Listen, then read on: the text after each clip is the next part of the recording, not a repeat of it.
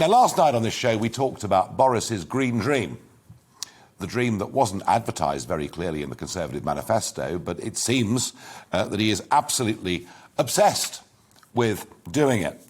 And one of the questions I asked last night was, firstly, did you vote for this? But secondly, really worrying about who is actually going to pay for all of this.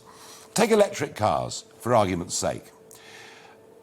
If people stop buying petrol and diesel, the Exchequer will lose nearly 40 billion sterling every year. That's got to be made up. We're expecting people to put heat pumps into their home, and there's a big argument that the cost of heat pumps will go down. Well, maybe it will, but they're almost certainly still going to be much more expensive than the gas equivalent. And by the way, we're going to have a debate after the break about heat pumps and whether they really are effective in most houses in this country.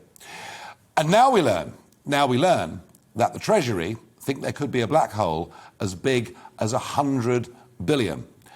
And the government are saying today, well, yes, of course, taxes may have to go up in some way to pay for all of this. And I just get the feeling, I stick to the view that going green in the way that Boris Johnson wants to is absolutely fine if you're wealthy, because the extra costs imposed upon you are frankly irrelevant. But for ordinary, struggling families out there, at a time when inflation is back in our economy, at a time when the cost of living, yes, wages are rising, but the cost of living is rising even faster. And I think people are going to be feeling the pinch, feeling the squeeze, possibly for quite some time to come.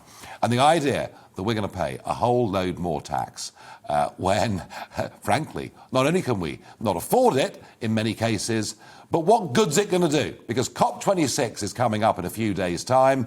Already, the Chinese have said they're not coming. President Putin today has said that he is not coming. And I don't know what the Indian government are going to decide to go, but it wouldn't surprise me at all if they didn't go either. And if we, as a country that emits 1%, and I mean 1%, of global CO2 emissions, are going to tax everybody, ban all sorts of things, when the countries that are producing between them nearly 40% of global CO2 are frankly not going to do very much, people will start to ask questions. And it is interesting. Philip Johnson in today's Daily Telegraph was speculating that Boris Johnson actually was gambling his entire political legacy on going to net zero and bringing in all these measures. And I think he is taking one hell of a risk.